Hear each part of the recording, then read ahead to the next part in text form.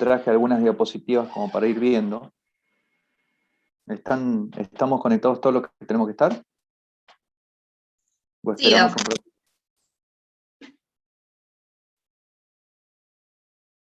¿Qué les parece? Sí, estamos todos. Puede empezar cuando quiera.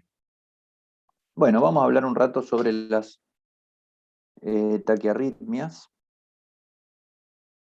A ver si podemos compartir la pantalla. Acá. Bueno, vamos a hablar un poquito de taquiarritmias, chicos. Bueno, taquiarritmias podemos definir como taquiarritmias todo ritmo que sea mayor a 100 latidos por minuto.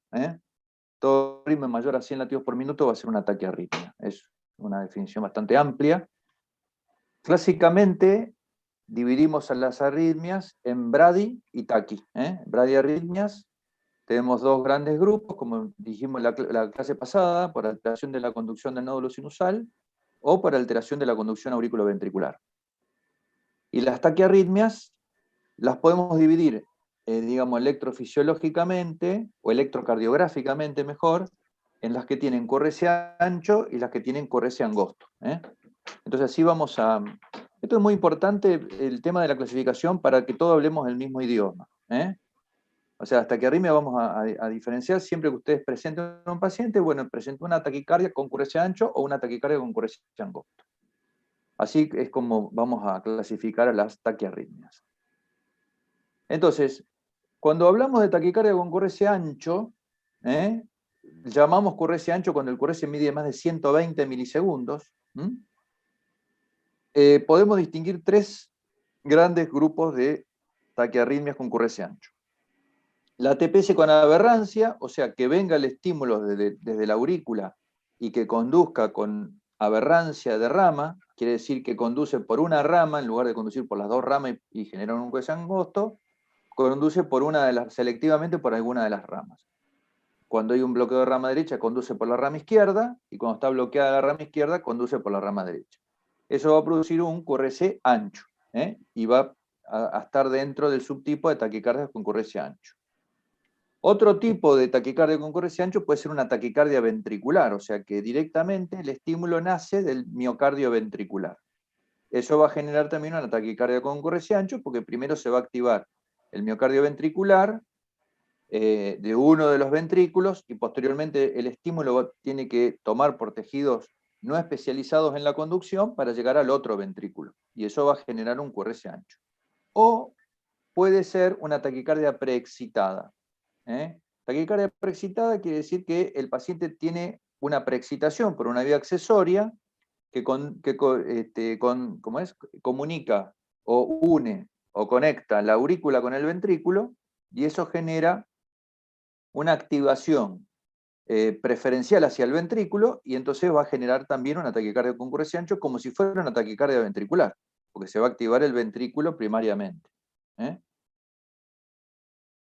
Dentro de las taquicardias con concurrencia angosto, que quiere decir que son taquicardias que los dos ventrículos se van a activar simultáneamente, por eso generan un QRS angosto, tenemos taquicardias que nacen en la aurícula y bajan hacia el ventrículo por la vía de conducción normal.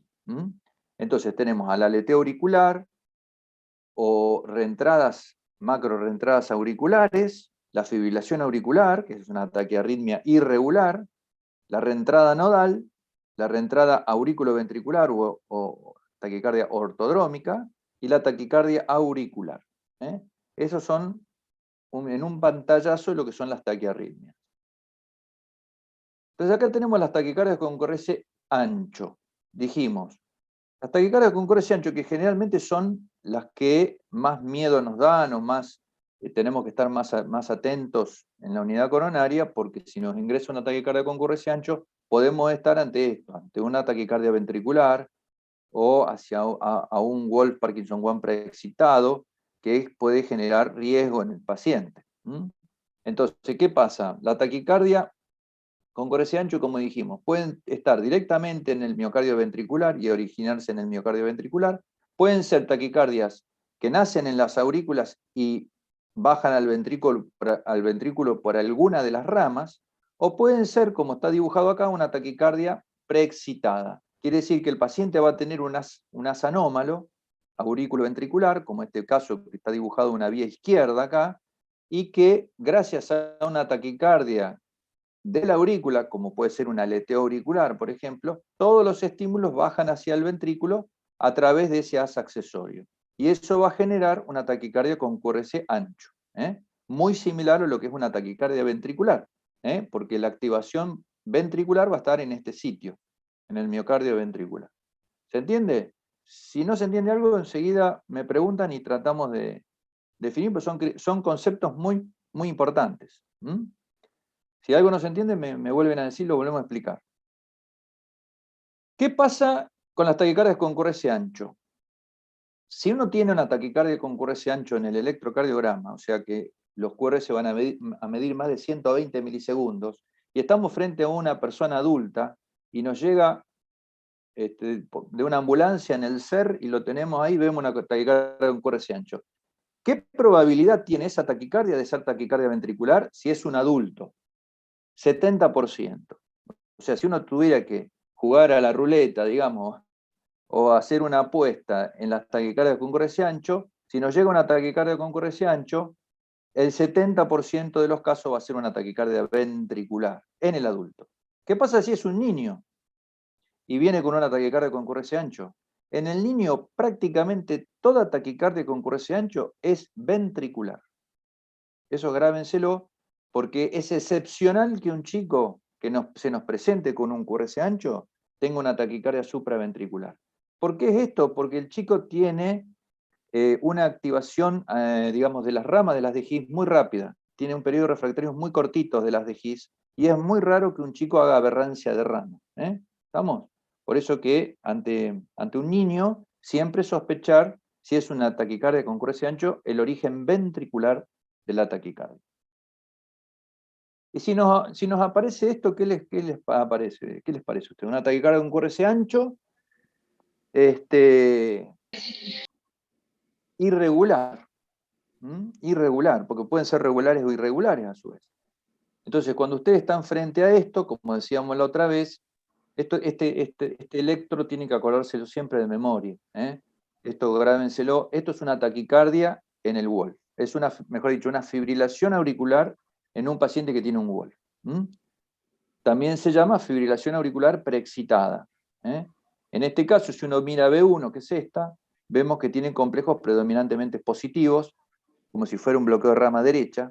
Por lo tanto, esta es una vía que se localiza a la izquierda. Es una vía izquierda, una vía que une la aurícula izquierda con el ventrículo izquierdo.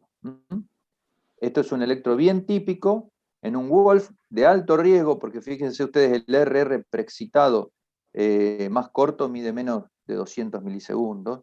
Es un cuadro de riesgo. Y estos cuadros en general hay que chocarlos. Los pacientes hacer una cardioversión. Como dijimos, la mayoría de las taquicardias con QRS ancho van a ser ventriculares, estadísticamente. Doc, perdón. Sí. ¿Puede volver al electro anterior? Sí, señor. Ahí estamos. Ahí en B1, el paciente B1. se ve los 4 complejos ventriculares, los 3 Sí. anteriores son de distinta morfología, y a la derecha de esos 4 tiene otro de otra morfología. Otro. Ese. Exactamente. ¿Ese es el normal del paciente? Esto se debe a que este paciente, cuando vos tenés una fibrilación auricular en un paciente con Wolf, la bajada de los estímulos al ventrículo va a ser una mezcla, después lo vamos a ver, pero va a ser una fusión entre los latidos que bajan por la vía normal y los latidos que bajan por la vía accesoria. Vos imagínate, la aurícula está fibrilada y el paciente tiene dos formas de que bajen los estímulos al ventrículo. Puede bajar por la vía de conducción normal, nodo AB, His y ramas del sistema de conducción, o puede bajar por la vía accesoria, ¿no? Entonces Claro, va a haber claro. la mayoría de los estímulos va a bajar por la vía accesoria, pero a veces esa vía accesoria se puede bloquear porque la fibrilación auricular es tan rápida, la fibrilación auricular más o menos tiene 700 latidos por minuto. Entonces, en determinadas circunstancias la vía se puede bloquear y entonces obliga a los estímulos a bajar por el sistema de conducción normal, como es este latido. Acá la vía, ves que fue estimulada muy rápido, fíjate que acá tenés prácticamente el RR más precoz de todo, bajan los estímulos muy rápido, y acá la vía accesoria medio que se bloqueó, y entonces este estímulo bajó por el nodo AB. ¿Se entiende? Acá tenemos otro, Sí, que bajó por el nodo AB, y después bajan intermitentemente, la mayoría por la vía accesoria, pero alguno por ahí baja por el nodo AB. Así se lee este electrocardiograma. Son bien, por eso que yo digo, estos electros acuérdenselo de memoria, porque es bien típico, no puede ser otra cosa más que un Wolf preexcitado. Perfecto, gracias. A veces hay que hacer diferencial. Yo vi electros así, muy similares a esto, a veces, cuando le colocan a los pacientes una vía central y toca la válvula tricúspide, porque empieza a hacer un montón de latidos, pero bueno, es totalmente un contexto totalmente diferente. Bueno, ¿me escuchan bien? Sí, Sí, perfecto. se escucha bien. Bueno, entonces dijimos que la mayoría de las taquicardias con concurrencia angosta van a ser taquicardias ventriculares.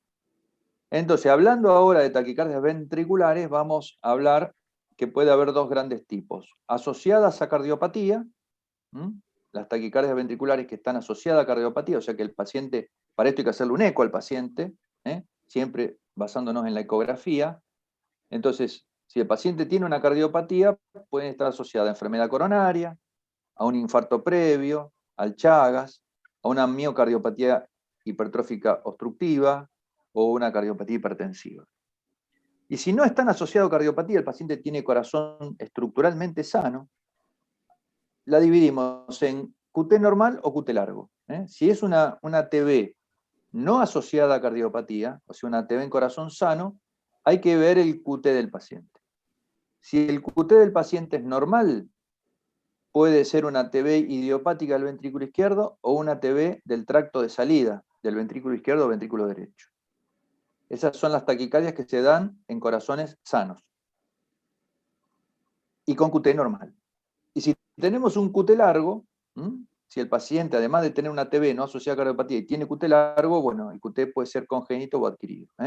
Adquirido generalmente por drogas, o el congénito asociado muchas veces a síndromes genéticos. Y otra de las clasificaciones de las taquicardias ventriculares, habíamos dicho asociada a cardiopatía o en corazón sano, es una clasificación. Y otra clasificación muy útil también es llamarla según el electrocardiograma, en monomorfas o polimorfas. Cuando es una TB monomorfa, habla de que hay un sustrato fijo.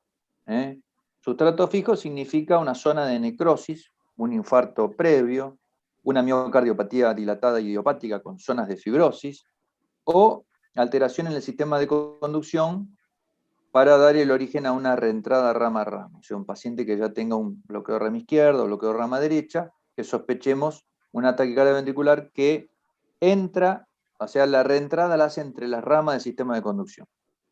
Son más raras, pero existen.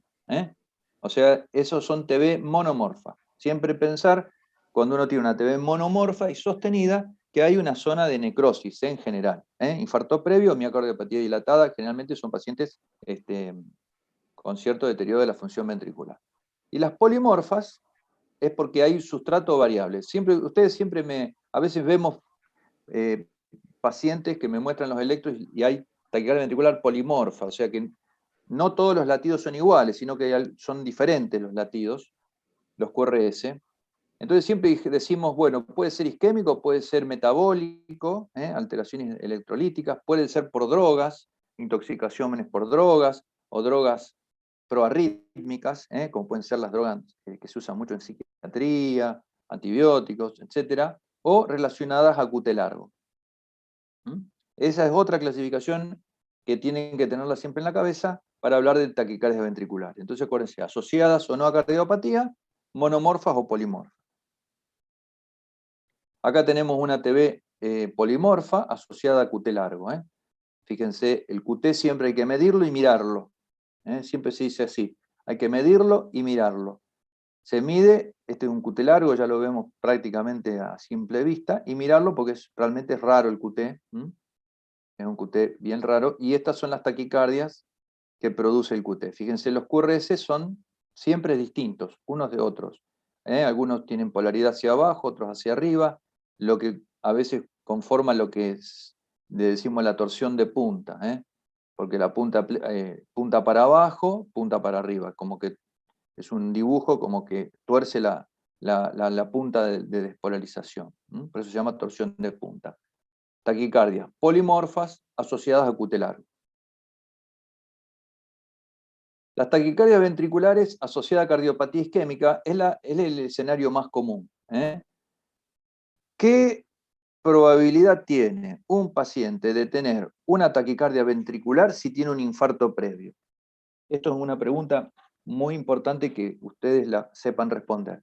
¿Por qué? Porque si ustedes ven un paciente en la emergencia, en el CER, y el paciente trae este electro, usted va a decir, si tiene una taquicardia con QRS ancho, con imagen de bloqueo de rama derecha. Y si el paciente tiene un infarto previo, prácticamente está hecho el diagnóstico de taquicardia ventricular, porque el infarto previo tiene un valor predictivo positivo para TB del 85%. Entonces, si ustedes en el interrogatorio lo primero que tiene que preguntar al paciente, ¿usted es portador de infarto?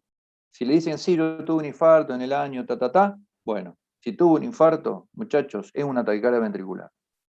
No le busquemos la quinta pata al gato, hay que considerar la taquicardia ventricular y actuar en consecuencia.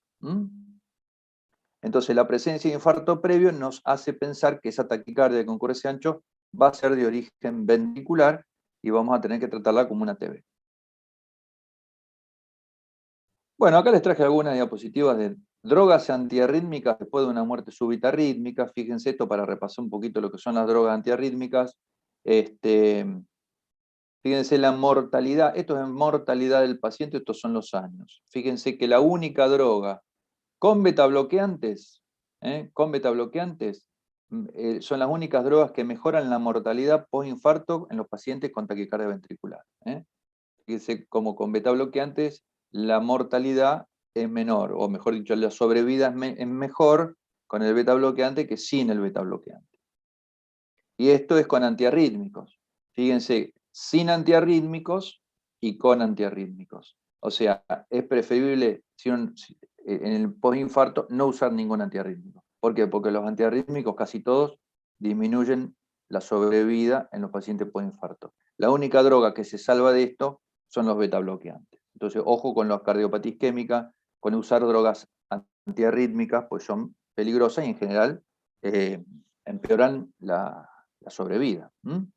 Acá tenemos un gráfico de riesgo relativo, donde vemos que los betabloqueantes reducen la mortalidad en los pacientes con cardiopatía isquémica, los betabloqueantes. La miodarona es una droga que también, en todos los estudios, va para el lado de la mejoría de la calidad de la sobrevida, pero el resto de las drogas, fíjense ustedes, aún los calcio antagonistas y las drogas tipo 1A, 1B, 1C, son todas detrimentales, todas producen aumento de la mortalidad en los pacientes post-infarto. Entonces, ojo con la flecainida, ojo con la propafenona, todas estas drogas a veces que damos, el sotalol, pueden aumentar la mortalidad. También podemos hacer ablación por catéter de las taquicardias ventriculares, sobre todo esto se usa en las TB idiopáticas, asociadas a corazón sano, tracto de salida del ventrículo derecho o del ventrículo izquierdo, las idiopáticas del ventrículo izquierdo, algunas asociadas a algunas cardiopatías congénitas como la tetralogía del Fallot, la reentrada rama a rama, y también hacemos ablación en las taquicardias necróticas que no responden a los fármacos. También para estas taquicardias muchas veces colocamos cardiodefibriladores, o se puede llegar a hacer un trasplante, una cirugía en pacientes refractarios a todo tipo de terapéutica. Bueno, taquicardias con QRS angosto. Ahora vamos a pasar un poquito a las taquicardias con QRS angosto. Tenemos tres tipos. ¿Quedó más o menos claro las taquicardias con QRS ancho? Sí, Doc. Sí. Vamos a hablar un poquito de taquicardias con QRS angosto. Estas taquicardias, las que tienen QRS angosto, van a ser taquicardias que nacen en la aurícula, o sea, supraventricular, y bajan por el sistema de conducción normal hacia el ventrículo, activando los ventrículos por la vía de conducción normal, o sea, bajan por las ramas de las de His. Eso genera una taquicardia con QRS angosto. La taquicardia auricular es la más fácil de todas porque es una taquicardia que se origina en la aurícula y baja por el nodo AB His-Purkinje. Va a tener un PR más corto que el RP, como se ve acá, el PR va a ser más cortito que el RP, y bueno, van a tener distintos grados de frecuencia cardíaca de acuerdo a la taquicardia, ¿no es cierto? Si uno de estas taquicardias le hace masaje del seno carotidio o le da adenosina, muchas veces lo que vemos es que aumenta el grado de bloqueo y se ven las ondas P no conducidas, como a veces vemos en los aleteos auriculares. Las taquicardias por entrada B ortodrómica son las taquicardias que en pacientes que tienen haces accesorios. Estos pacientes que tienen un haz accesorio, como este caso que está dibujado una vía izquierda en este paciente, el haz accesorio a veces puede ser aparente o a veces puede ser inaparente. ¿Por qué? Porque ese haz accesorio a veces no es un Wolff-Parkinson-White aparente, porque a veces estos haces accesorios conducen solamente en forma retrógrada. O sea, conducen de ventrículo a aurícula. Y no siempre el paciente va a tener una preexcitación si tiene un haz. Se llaman vías ocultas, porque conducen el estímulo de ventrículo a aurícula. Si uno ve el electrocardiograma en ritmo sinusal, no se va a dar cuenta que tiene un haz accesorio, porque son vías ocultas. Entonces, estos pacientes hacen taquicardias ortodrómicas, o sea, ortodrómicas porque bajan por el sistema de conducción normal y suben por la vía accesoria. Este es el circuito que hace la taquicardia. Este circuito que hace la taquicardia, ¿qué pasa? Se activa la aurícula, posteriormente el estímulo tiene que bajar por el nodo AB, bajar por el His, pasar por la rama de las de His, llegar al ventrículo, y por el ventrículo ir por sistema de conducción inespecífico, donde el estímulo va más lento, y llegar otra vez a la vía para llegar a la aurícula. Eso hace que la onda P se va a alejar del QRS. El QRS se origina acá, cuando se despolariza el ventrículo, y todo este trayecto que hace la activación ventricular hasta llegar de vuelta a la vía es una activación que se hace no por tejido especializado, sino que se hace por miocardio ventricular. Entonces, es este pedacito acá, este viaje que hace el estímulo eléctrico, que lo hace por miocardio ventricular no específico, tarda más tiempo. Al tardar más tiempo, la onda P se va a alejar del QRS. Entonces, estas taquicardias que vemos con un RP más largo que lo normal, la P está atrás del QRS, perdón, la P está atrás del QRS, pero se ve perfectamente que es más de 2 cuadraditos, o sea, 0,8 milisegundos, 2 cuadraditos por lo menos. Esas taquicardias que ustedes ven acá, que tienen la P a más de 2 cuadraditos del QRS, son taquicardias ortodrómicas. Hay que pensar que la taquicardia es una taquicardia ortodrómica y que hay una vía accesoria en juego. Acá lo vemos de vuelta. Taquicardias ortodrómicas. Vemos que la P se inscribe posterior al QRS sobre el ST. Hay que ver bien el electrocardiograma para darse cuenta. ¿Qué pasa en estas taquicardias si nosotros hacemos adenosina? Bueno, va a cortar. ¿Dónde corta la adenosina? Si nosotros vemos este gráfico acá, ¿qué les parece a ustedes? ¿Dónde va a actuar la adenosina? En el nodo La AB. taquicardia está dando vuelta acá. En el nodo AB. La adenosina es una droga que produce bloqueo AB. Entonces, ¿cómo va a cortar la taquicardia? ¿Va a cortar con QRS o va a cortar con P? ¿Cuál es la última cámara que se va a despolarizar? Y se bloquea acá. El estímulo va así, y se bloquea acá. Vamos a ver una P y se bloquea. No vamos a ver QRS, va a haber una P sin QRS, ¿verdad? Claro. En cambio, si bloqueamos la vía, si nosotros le hacemos una ablación de la vía y lo bloqueamos acá, va a haber un QRS y no va a haber P después. ¿Se entiende? ¿Puedo hacer una pregunta? Hagan preguntas, sí. Acá entrarían las TPS entonces, en este grupo. Claro, taquicardias con concurrencia angosto son las TPS. En general, En la, TPS es digamos, taquicardia de paroxística reentrada a supraventricular. B ortodrómica, digo yo. ¿Cómo? De reentrada a B ortodrómica es la TPS. No, TPS son taquicardias paroxísticas supraventriculares. La TPS habla del paroxismo. Paroxismo significa que comienza de golpe y corta de golpe. Las TPS, que nosotros le decimos generalmente TPS, son taquicardias paroxísticas supraventriculares, quiere decir que son de comienzo súbito y terminación súbita. Puede ser una taquicardia auricular, una TPS, puede ser una reentrada ortodrómica o puede ser una reentrada nodal. O sea, TPS es casi un sinónimo de taquicardia concurrencia angosto.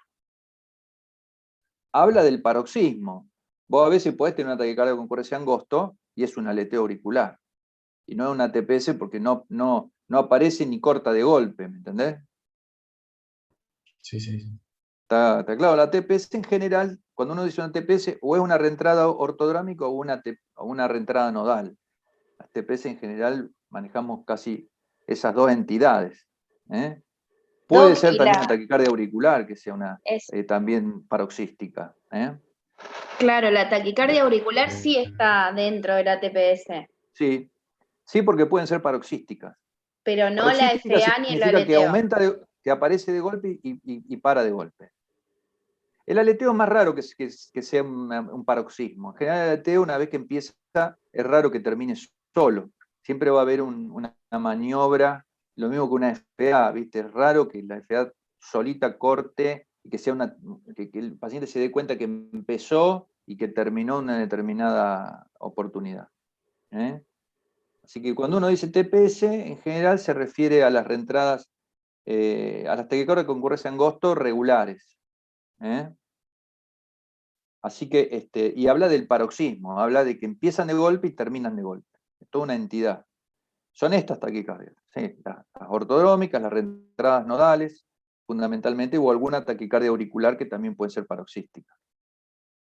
Bueno, ¿se entiende lo que les decía, cómo corta la taquicardia? Eso es importante.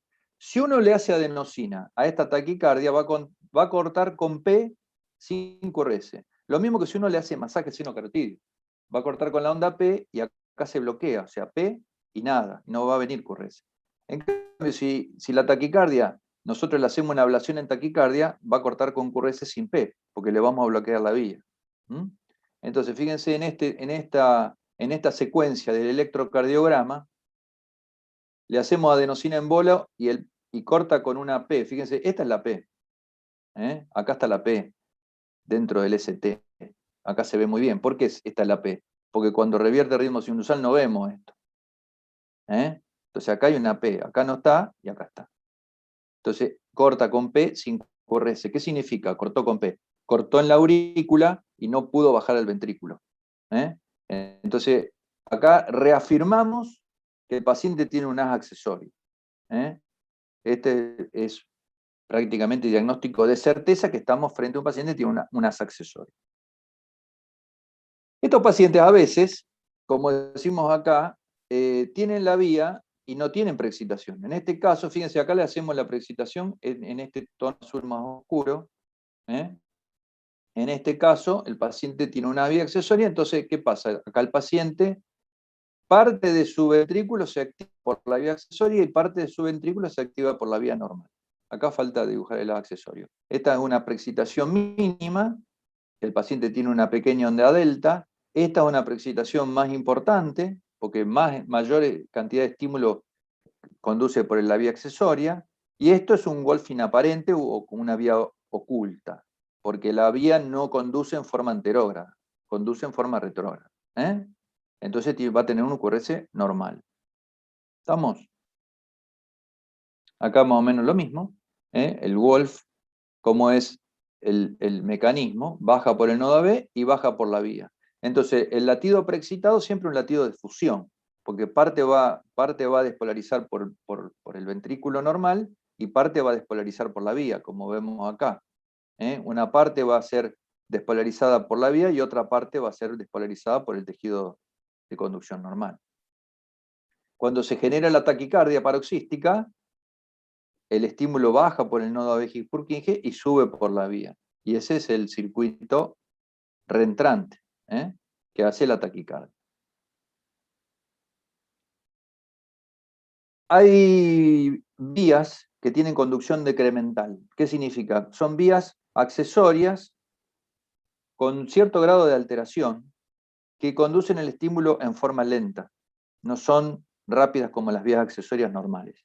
Y esto genera unas taquicardias que se llaman taquicardias de Kummel, que son vías accesorias que tienen propiedades decrementales. Son vías accesorias que conducen el estímulo en forma lento. Entonces estas taquicardias van a ser taquicardias con RP largo. RP largo. Son más raras de ver. Hace bastante que no veo una de estas, pero tienen el RP largo. Se llaman taquicardia de Kummel o PJRT. PJRT porque son de la unión, en general le dicen taquicardia junctional taquicardia. Y clásicamente tienen la P negativa en cara inferior, como vemos acá, y un PR más corto que el RP, como si fuera una taquicardia auricular, pero en realidad están mediadas por unas accesorias. Doc, Acá perdón, se va ejemplo. a cortar ahora Sí. en 1 minuto y medio más o menos, Bueno. así que volvemos a entrar con el mismo link y la contraseña. Bueno, listo. Siga si quiere avísenme. hasta que se corte. Dale, seguimos hasta que se corte. Entonces acá les traje un gráfico, que esto es lo que, digamos, lo que tienen que saber cuando ustedes miran un electrocardiograma.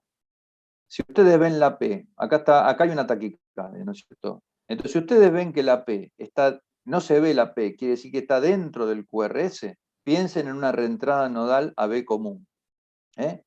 Una reentrada nodal.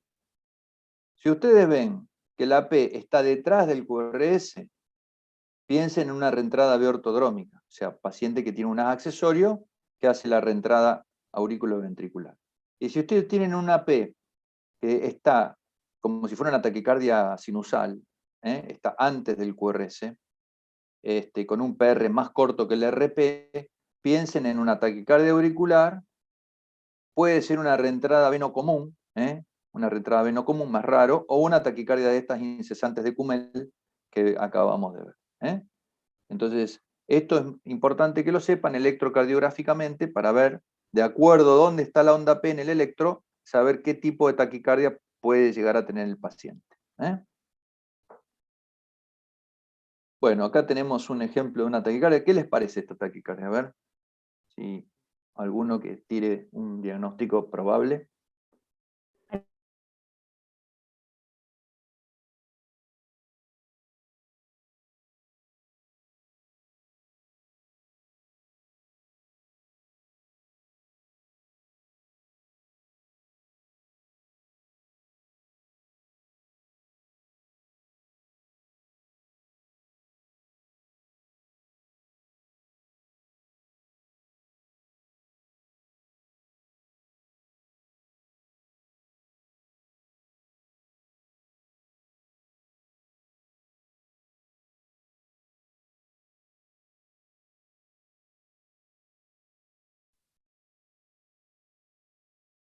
Bueno, ¿estamos de vuelta? Sí, Doc, faltan algunas, pero ahí se van conectando. Si quiere ya puede ir compartiendo la pantalla. Bueno. Habíamos estado, creo que acá. Sí. Bueno, ¿qué les parece este electro? Ahora que sabemos un poquito más de taquicardia con QRS angosto. Doc, ¿parece regular?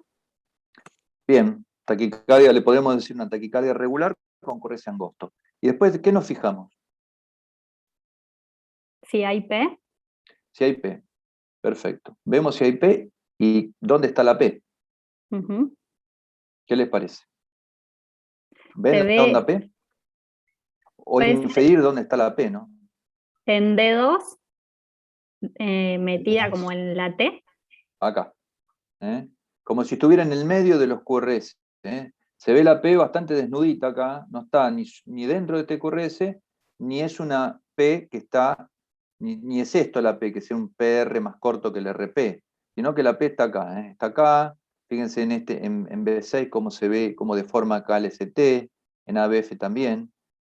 O sea que vemos que es una taquicardia que tiene una P casi en el medio entre los dos QRS y con un RP, le llamamos RP, o sea, desde la R a la P, más de 80 milisegundos, o sea, más de 2 cuadraditos, o 2 cuadraditos justos. Entonces, estas taquicardias, acuérdense que lo más probable es que sea una reentrada AB, ortodrómica. Quiere decir que este paciente tiene un accesorio que genera el mecanismo de la taquicardia. Si vemos una taquicardia donde no vemos la onda P, quiere decir que la P está metida dentro del QRS, entonces esos pacientes van a tener una reentrada nodal. Que ya la vamos a explicar un poquito. Bueno, acá tenemos cómo pueden ser las vías accesorias, pueden estar a lo largo de todos los anillos del anillo fibroso, tanto de la mitral como de la tricúspide. Estos casos son interesantes porque estos pacientes se curan definitivamente con ablación por radiofrecuencia. Acá tienen un paciente con un Wolf, donde acá empezamos a hacerle la aplicación de radiofrecuencia, y fíjense acá tenemos el QRS, como los QRS de tener el Wolf pasan a estar normales. Acá se quema la vía, y de pasar por la vía accesoria el estímulo, se bloquea obviamente la vía accesoria porque se quema con la ablación, y el paciente queda sin el Wolf. Hablando de taquicardias auriculares, que dijimos hoy que van a tener el PR más corto que el RP, las localizaciones más frecuentes de las taquicardias auriculares son a nivel de la aurícula derecha, sobre la crista terminalis, sobre el ostium del seno coronario, y del lado izquierdo sobre las venas pulmonares. Esos van a ser los orígenes más frecuentes de las taquicardias auriculares. Acá tenemos de vuelta el mecanismo de las taquicardias auriculares. Los aleteos auriculares, acá vemos un típico ejemplo cuando le hacemos masaje o adenosina, cómo abre la taquicardia. Cuando ustedes tienen taquicardias con QRS angosto que abren de esta manera, siempre son taquicardias que están limitadas a la aurícula. Su mecanismo está dentro de la aurícula. No participa el ventrículo en la taquicardia, ni participa un accesorio, ni nada de eso. Entonces son taquicardias que, si uno le saca el ventrículo, siguen existiendo. En cambio, una taquicardia por haz accesorio no puede existir si no existe el ventrículo, porque obligadamente pasan por el ventrículo en su circuito. En cambio, estas taquicardias son auriculares. Necesitan solo de la aurícula para existir. Entonces, si uno hace un bloqueo AB con la adenosina o con masaje, la taquicardia va a quedar desnuda, la vamos a ver, y hacemos el diagnóstico de una taquicardia auricular macroreentrante o un aleteo auricular. Acá vemos el clásico aleteo auricular, que va a dar una taquicardia con QRS angosto, y el aleteo auricular es una macroreentrada auricular con una zona de conducción lenta que está en general entre el ostium del seno coronario y la vena cava inferior, y que hace que tiene un mecanismo a favor de las agujas del reloj, se llama, en general, el aleteo es atípico, o el común, el que gira en contra de las agujas del reloj. O sea, clockwise, que sería a favor de las agujas del reloj, o el común, que es antihorario. Sería horario y antihorario. Pero los dos son iguales, usan el mismo circuito, uno en un sentido y otro en otro circuito. El más común es el antihorario. Y el antihorario va a tener ondas F negativas en la cara inferior, como en este caso, son las ondas para abajo, y positivas en B1. Eso hace, eso es cuando tenemos el aleteo antihorario, que es el más común. Bueno, esta es de vuelta una de las reentradas de Cumel, y acá vemos lo que es la reentrada nodal, AB común. Este es el otro mecanismo de TPS más común. Esta es la taquicardia más común, se da más frecuentemente en mujeres, jóvenes. ¿Y a qué se debe esta taquicardia por reentrada nodal común? A que el paciente tiene una disociación longitudinal del nodo AB. O sea, estos pacientes tienen un nodo AB que tiene como dos colitas, como un nodo AB bífido. ¿Qué significa esto? Que tienen una vía rápida y una vía lenta de conducción. El nodo AB se llama disociación longitudinal del nodo AB. Entonces estos pacientes normalmente están en ritmo sinusal porque el estímulo baja por la vía rápida. El estímulo baja por la vía rápida y su corazón funciona de esa manera. Pero ¿qué pasa? Estos pacientes tienen una vía lenta también. Tienen una vía lenta nodal. Entonces, ¿qué pasa? Cuando hay una extrasístole auricular, esa extrasístole auricular, si existe en un momento dado justo, ¿qué pasa esa extrasístole? Se bloquea a nivel de la vía rápida y baja a través de la vía lenta, activando los ventrículos y tomando la vía rápida fuera del periodo refractario. Entonces eso le permite a ese estímulo empezar un mecanismo de reentrada dentro del nodo AB que se llama reentrada nodal. O sea que estas taquicardias están, digamos, como dentro del nodo auriculoventricular, porque el paciente tiene un nódulo auriculoventricular disociado, con fibras lentas y fibras rápidas que forman como dos vías, y eso genera la reentrada nodal común. Acá vemos, esto lo hacemos en el estudio electrofisiológico, fíjense que el paciente tiene onda P-QRS, onda P-QRS, y acá le aplicamos una extrasístole, que yo les digo, fíjense esta extrasístole, cómo conduce con un PR mucho más largo que este PR. Eso se llama salto de vía. O sea, de conducir por la vía rápida, por acá, al poner una extrasístole, esa extrasístole se bloquea en la vía rápida, baja por la vía lenta y sube de vuelta por la vía rápida. Entonces, esta reentrada también se llama reentrada nodal AB, lenta rápida, porque baja lento y sube rápido. Y acá en el electrocardiograma vemos como baja lento al ventrículo y sube rápido generando otro QRS. Y así se genera esta taquicardia por reentrada nodal común, donde si en el electrocardiograma clásicamente no vemos la onda P, porque la onda P coincide con el QRS. Las taquicardias con QRS angosto son el 16% aproximadamente de las arritmias que nos van a llegar a la unidad coronaria. Siempre la fibrilación auricular está primero, pero es un grupo importante de consultas, ¿no es cierto?, en la unidad coronaria. Como dijimos, puede estar originada en la aurícula, en nodo AB o en el GIS, y son las que muchas veces denominamos TPS. Acá tenemos otro comienzo de la evaluación por radiofrecuencia, donde vemos cómo se cura el paciente, ¿no es cierto? La taquicardia acá se interrumpe con QRS sin P, lo que decíamos antes. Fíjense ustedes cómo tenemos ventrículo y aurícula, ventrículo y aurículo, y acá el ventrículo sin la aurícula. Quiere decir que quemamos el A accesorio. Al revés de lo que pasa si le damos adenosina al paciente. Se la puse porque habíamos hablado del otro electro que cortaba con la P5RS. Entonces esto es clásico de una reentrada B ortodrómica por unas accesorios. Los pacientes que tienen Wolf, muchas veces los evaluamos en la ergometría también, les van a llegar en la ergometría. Y lo que se busca en la ergometría es esto, es la pérdida de la preexcitación a medida que el paciente hace un esfuerzo. Esto significa que cuando los QRS, cuando está en las primeras etapas de la ergometría, van a ser todos con Wolf.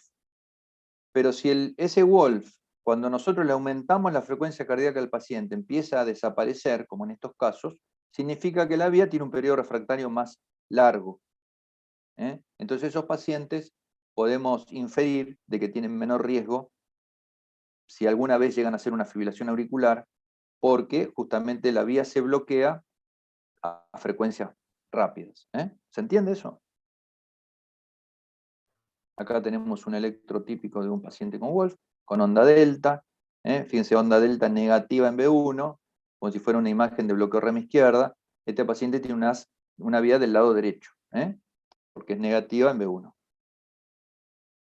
También pueden haber Wolf intermitentes, en el que un latido es con QRS normal y otro latido es con Wolf.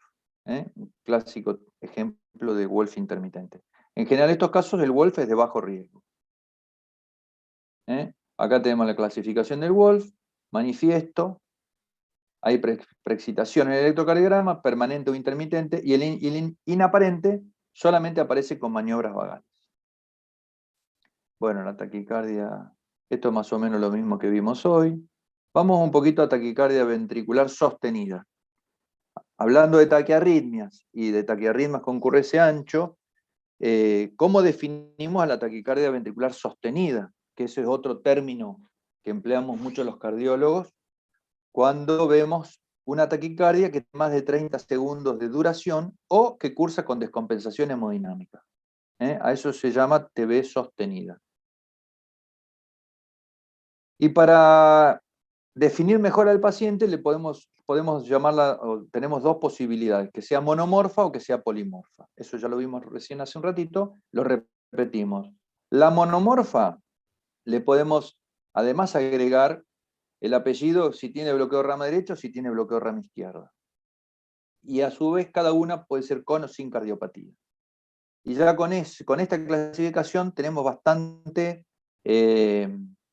acertado el diagnóstico de lo que tiene el paciente. Y si es una taquicardia ventricular polimorfa, podemos decir si está asociada a QT largo o no está asociada a QT largo. Tenemos dos algoritmos para saber si esa taquicardia ventricular es de origen, perdón, si esa taquicardia con QRS ancho es de origen ventricular. Tenemos el algoritmo de Brugada o el algoritmo de SRA. Son los dos autores más importantes que presentaron algoritmos para identificar las taquicardias con QRS ancho.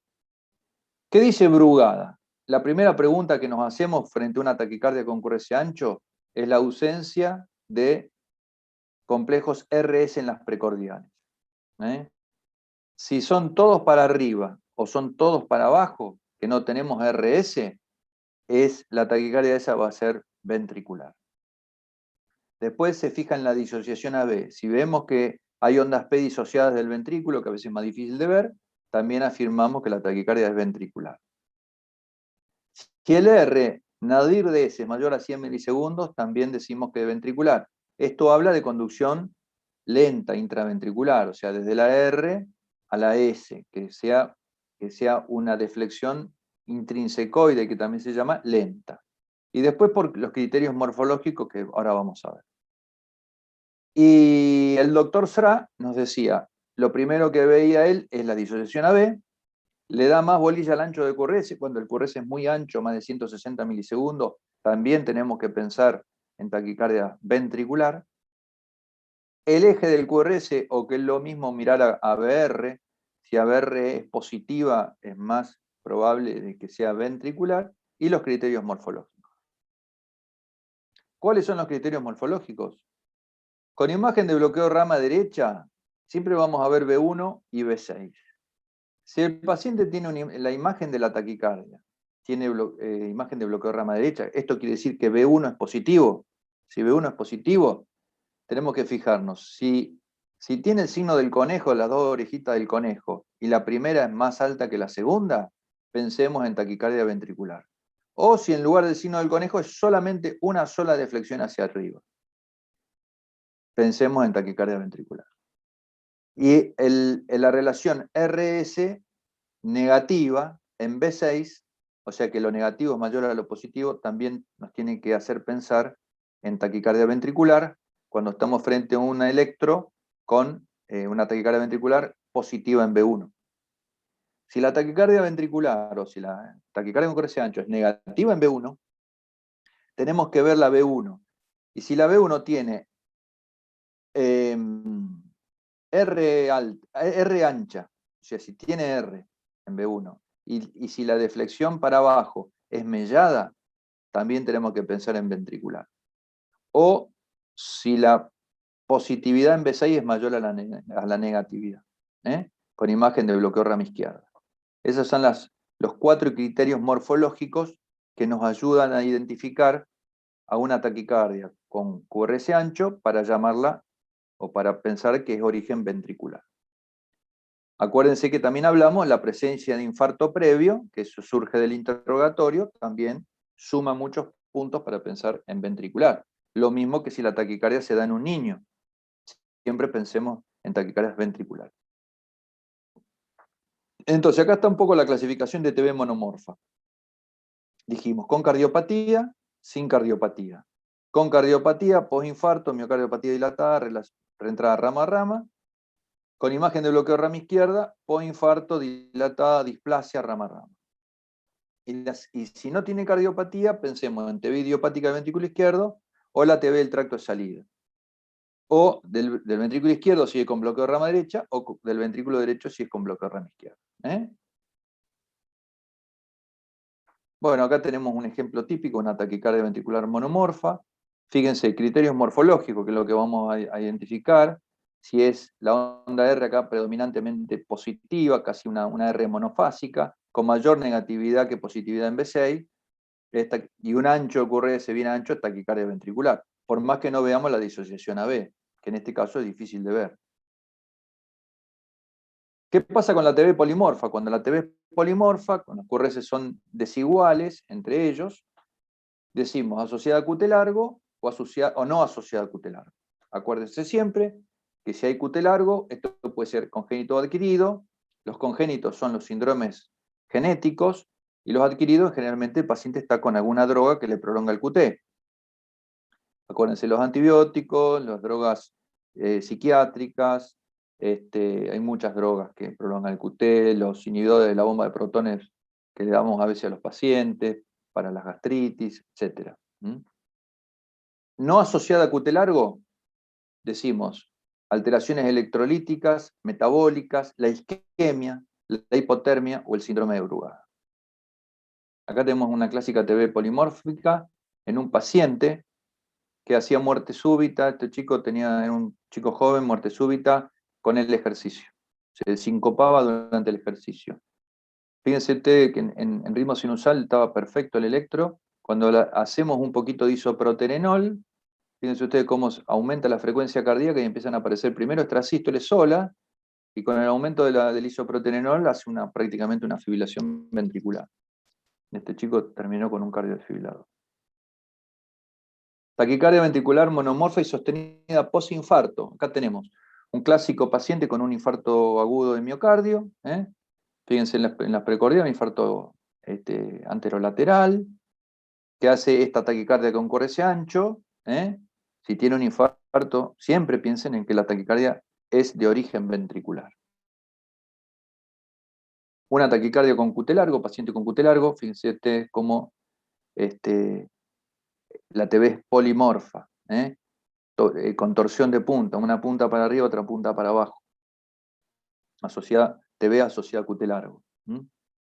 Estos son los QT congénitos, no vamos a entrar en detalle, es para hablar una clase entera.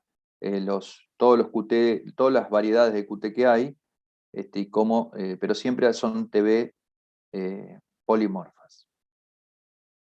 Otra taquicardia ventricular, este es un paciente chagásico, bloqueo de rama derecha, quiere decir que viene del ventrículo izquierdo. También criterios morfológicos, fíjense, mayor negatividad en B6, onda R monofásica en B1, ancho, el QRS bien ancho, taquicardia ventricular. Bueno, estos pacientes muchas veces, como saben, terminan con un cardiodesfibrilador. El manejo puede ser empírico, muchas veces ponemos amiodarona en forma empírica a estos pacientes. Si tenemos tiempo podemos guiarnos por el Holter, poner un Holter, ver si le borramos las extrasístoles, ver si borramos, podemos mejorar la carga rítmica. Podemos guiarnos también por el electrofisiológico, ver si es inducible, después de drogas, y si lo transformamos en inducible, o la combinación de los tratamientos. La reentrada rama a rama rápidamente son pacientes que tienen este tipo de electros muy rápidos, taquicardias con QRS ancho muy rápidos, prácticamente como si fueran un aleteo ventricular. Son taquicardias que suben por una rama y bajan por la otra rama, y generan un circuito reentrante entre las ramas. Generalmente son pacientes que tienen ya un trastorno de conducción en alguna de las ramas, y generalmente tienen una miocardiopatía dilatada. Taquicardia ventricular también en una miocardiopatía dilatada.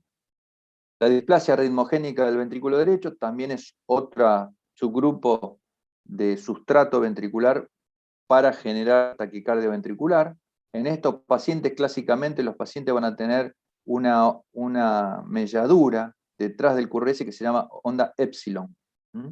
Es una melladura que tiene atrás del QRS que habla de la lentitud de la conducción del estímulo eléctrico en el ventrículo derecho. Muchas veces tienen imagen de bloqueo incompleto de rama derecha.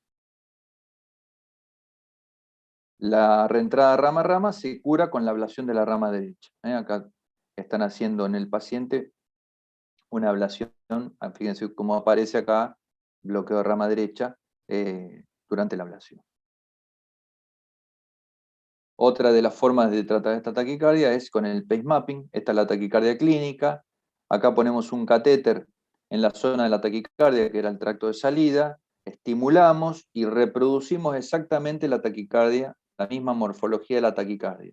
Quiere decir que estamos estimulando, marcapaseando del lugar exacto de donde nace la taquicardia, y eso es un parámetro muy útil para generar radiofrecuencia en ese sitio y matar las células que están generando la taquicardia. Síndrome de Brugada, también hablando de las taquiarritmias, generalmente es un síndrome que se da en hombres, en edad media de la vida, con antecedente de muerte súbita o síncope. Generalmente la taquicardia ventricular que se genera en estos pacientes es polimorfa, y tienen un electrocaracterístico que no lo puse acá, se me va a haber mezclado. Después lo vamos a ver. La TB idiopática del ventrículo izquierdo también se da en corazones sanos. O sea, hay muchos subtipos de taquicardias ventriculares, algunas que se dan en corazones sanos, como la taquicardia ventricular idiopática del ventrículo izquierdo, que clásicamente es como esta, tiene un eje hacia arriba, o sea, negativa en D2 de 3 BF, y parece una taquicardia supra con aberrancia. Sin embargo, es una taquicardia ventricular. Bueno, elementos que aumentan el riesgo, lo sabemos bien, la enfermedad coronaria, la isquemia. Para todas las taquiarritmias va a ser peor que el paciente sea un coronario, que tenga una hipertrofia ventricular izquierda, que tenga mala función ventricular, o que tenga una displasia renogénica, o que la taquicardia le genere síncope, o que tenga un cutelar. Durante el estudio electrofisiológico lo que hacemos es inducir la taquicardia, fijarnos que esté disociada la aurícula del ventrículo para confirmar que se trate de una taquicardia ventricular, y mediante la sobreestimulación podemos revertir esa taquicardia y hacer que el paciente vuelva a tener el ritmo normal. Y esto nos sirve después para programar el cardiodefibrilador con terapia antitaquicardia para evitar los choques y que el paciente pueda salir con un marcapaseo simple.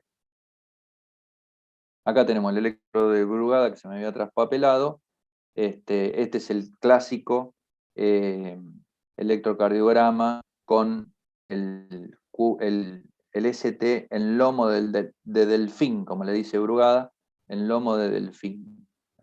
Es un ST supradesnivelado, cóncavo, convexo hacia arriba, mejor dicho, convexo hacia arriba, sobre todo en B1, B2, B3, y con un bloqueo incompleto de la rama derecha. En estos casos hay que sospechar este síndrome de Brugada que se asocia a muerte súbita.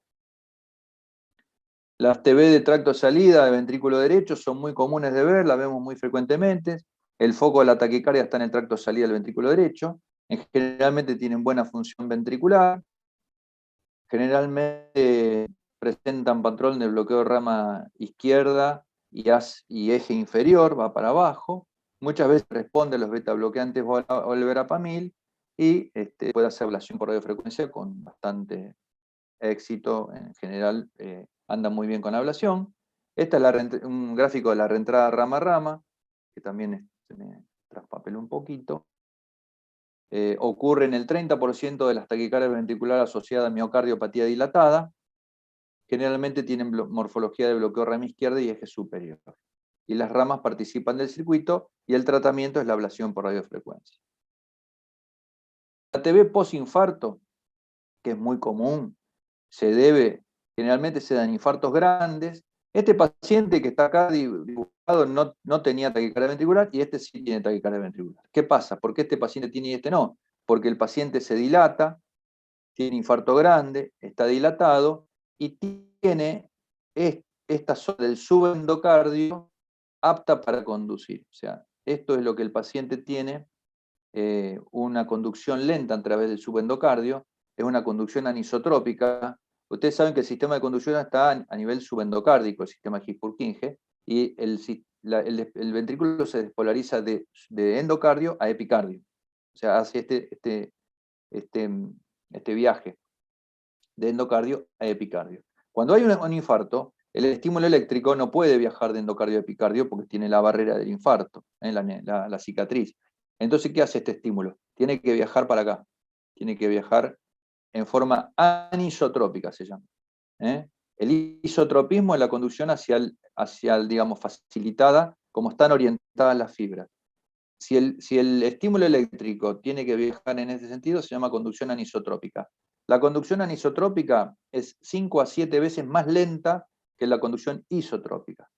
Entonces, el hecho de que el paciente tenga un poco de subendocardio sano, postinfarto, hace que esa onda de despolarización viaje lento y permite que el paciente tenga un mecanismo de reentrada a este nivel y genere la taquicardia ventricular postinfarto. Bueno, eso es todo, chicos, lo que quería comentarles de taquiarritmias. No sé si tienen preguntas. Más o menos los pasé por las taquicardias con concurrencia angosto, las más comunes, las taquicardias con concurrencia ancho. Un poco hablamos de terapéutica, de diagnóstico diferencial entre las taquicardias con concurrencia ancho y las taquicardias con concurrencia angosto. Después hay que mirar electros y practicar mucho con electrocardiogramas, que eso lo podemos hacer también en los talleres. Bueno, ¿alguna pregunta que quieran hacer? Es un tema muy largo, muy vasto, pero bueno, tratamos de darlo en 1 hora. Doc, yo tengo una consulta. En los Dale. pacientes que tienen taquicardia ventricular lenta, Ujú. ¿por qué no se inicia el ritmo sinusal? O bueno, cuando vos tenés una TV lenta, por acá había algún electro de TV lenta,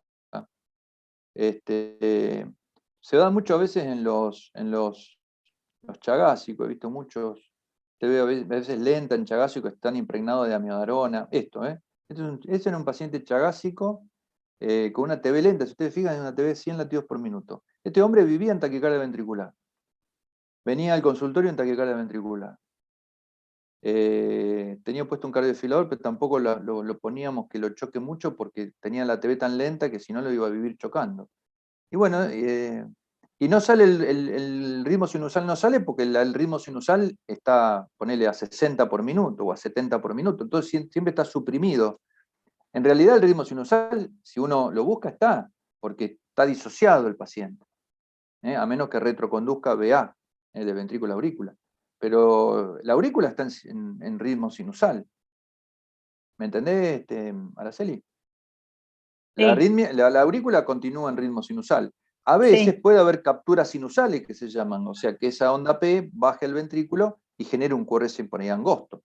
Se llaman capturas sinusales. También la captura sinusal también es, digamos, otro criterio para pensar en taquicardia ventricular. Pero las TV lentas son así y generalmente son muy bien toleradas. Ese es otro tema interesante que también les tiro, es un tip, digamos, que el grado de compensación hemodinámica no tiene nada que ver en el diagnóstico diferencial de una taquicardia con concurrencia ancho. ¿Se entiende? O sea, si a vos te viene un paciente descompensado por una taquicardia con concurrencia ancho, no por eso tenés que pensar en que la taquicardia es ventricular. No tiene nada que ver el estado hemodinámico con el estado del paciente. Hay pacientes que se descompensan mucho más con una supraventricular o con una FA rápida que a veces con una TB. O sea, no sirve para el diagnóstico diferencial el estado hemodinámico del paciente. ¿Alguna otra pregunta?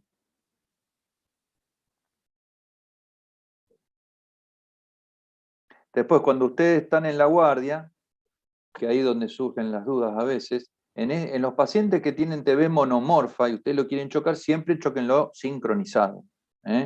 Porque donde ustedes pueden chocar que no sea sincronizado es en la FB, cuando el paciente tiene una FB no hace falta sincronizar, o una TB polimorfa por ahí. No necesita sincronizar el cardiodesfibrilador. Pero si el paciente tiene una TB o así lenta o una TB monomorfa y sostenida, siempre traten de sincronizar, porque si el choque les cae sobre la T, pueden fibrilarlo al paciente y tener que volver a chocarlo en FB. Eso a veces pasa.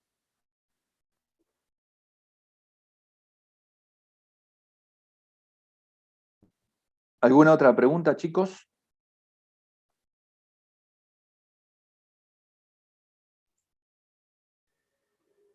Se sabe todo, ya saben absolutamente todo. Ya no lo vamos a molestar más. No es molestia, che. Bueno, muchachos, cortamos acá. Cualquier duda, cuando hagamos los talleres pueden traer electro, y si no, bueno, cuando estemos en el servicio me muestran los electros que tengan dudas. Pero acá hay que practicar mucho con las taquicardias y ir practicando los criterios diagnósticos y esto. Perfecto, gracias. Bueno, nos vemos. Gracias. Gracias, Doc. Doc. Nos vemos. Chao, chao. Chau. Gracias, Doc.